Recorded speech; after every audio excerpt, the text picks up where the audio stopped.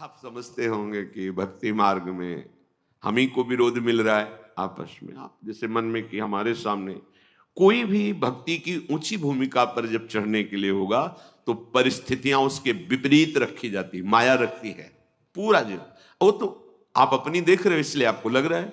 अगर सबसे पूछो और वो कृपा करके बताएं, इसलिए नहीं बताए कौन व्यर्थ में समय नष्ट करे, वर्तमान में भगवदानंद में डूबो। ऐसे नहीं होता परमार्थ का जो पार्षद भगवत पार्षद पद है, ऐसे हर जगह से उसको तब वो जाके महावीर बनता है।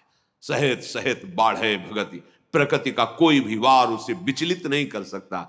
तो भगवान ने रक्षा क्यों नहीं की? भगवान पुष्ट बना रहे हैं, उसे मजबूत बना रहे हैं।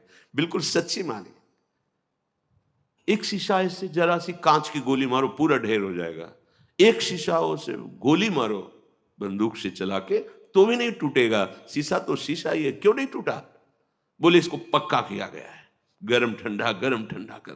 तो अनुकूलता प्रतिकूलता करते करते अंतःकरण को क्या बुलेट प्रूफ, हाँ, इतना मजबूत कर दिया कि काम क्रोध लोभ मोह मद मत्सर इनकी गोलियां चल रही, कोई फर्क नहीं हो, शांत।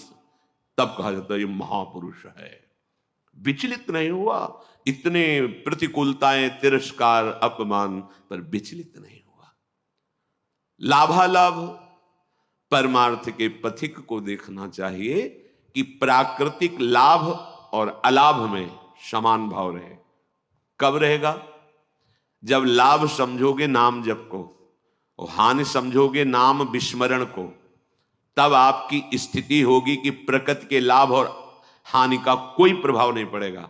मानो बड़ी से बड़ी हानि हुई, नाम जब चल रहा है, भगवद आश्रय पुष्ट है, तो आपको भय नहीं होगा कि अब क्या होगा, सब हो जाएगा। सब बड़ा अलौकिक खेल उसका चलता है। आश्चर्य में आप बिल्कुल आश्चर्यचकित हो जाएंगे, ऐसा कैसे हो गया। एक एक बात आपकी सुन रहा है आपका आराध्य देव, एक एक सेकंड उसकी दृष्टि है आप पर। चिंता मत करो, हो सकता है एकदम हानि कर दे आपकी, जहां जहां सुख की आशाएं लगाए हुए हो। बड़ी कृपा है, हाँ, वो सब हटा दिया। अब भी बड़ी कृपा है। अब तो कोई चिंता ही नहीं, क्योंकि जिसकी चिंता तो सब हट गया। राधा राधा राधा राधा। बहिर्मुख पुरुषों का, विषयों का, मान सम्मान का सब कुछ सानिध्य प्राप्त है, और उपासक के हृदय में किंचन मात्र उसकी प्रति लाभ बुद्धि नहीं है, तो उसकी हानि हो जाने पर उसे कभी शोक नहीं होगा। श्रीपाद कह रहे लाभालाभ, लाभ और हानि में तुम्हारे अंदर समान भाव आ जाए। कैसे आ जाएगा? प्रारंभ तो होगा ना, लाभ हुआ, अरे बड़ी कृपा, एक बार दर्शन करने गए सब काम बनना शुरू हो गया, ठीक है चले आओ। थोड़े दिन के बाद उससे ज्यादा गिरना शुरू हुआ। अब क्या हो गया? वहां पावर नहीं रहा या यहां कुछ गड़बड़ी हो गई? कुछ गड़बड़ी की बात नहीं, अब तुम्हें पावरवान बनाया जा रहा है। आना, भगवत मार्ग में चलना, भक्ति मार्ग को स्वीकार करना, जो भागवतिक वृत्ति थी, अगर लौकिक लाभ में फूल गए तो हानि में वो छोड़ दोगे भगवत मार्ग। वो करके देखा, कोई लाभ नहीं दिख, नहीं भाई नहीं, चूक मत करना। प्राकृतिक लाभ और हानि ये दोनों समान हो करना हमारे स्वामी का कर्तव्य है, क्योंकि हम उनकी शरण में हैं, तो वो हमारे जीवन में ये करते रहेंगे। कभी अचानक एकदम सम्मान तो कभी भारी अपमान, कभी बहुत लाभ तो एकदम हानि। अब क्या होगा? अगर ये प्रश्न उठा तो शरणागति में कलंक है।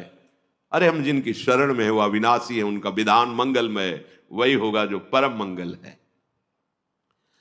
जया जयोन्नति विपन्नमानापमानादि के श्रीपाद कह रहे हैं, कभी तुम्हारी जय हो सकती है, जो सोचा वो तत्काल हो गया, और कभी सालों मनाते रहे कुछ नहीं बना। पर आपकी भावना कहां है? जैसे आप मना रहे हैं, प्रभु ये विकार हमारे मन से चला जाए, देखो आप सामर्थ्यवान हो, मुझे बहुत जलाया जा रहा है इस विकार के द्वारा, नाथ माया बहुत आकर्षित करती, मेरा बल काम नहीं करता, हे प्रिया प्रीतम, हे वृंदावन धाम, हे सदगुरु। रो रहे हैं आप, साल भर हो गए कोई सुनवाई नहीं है।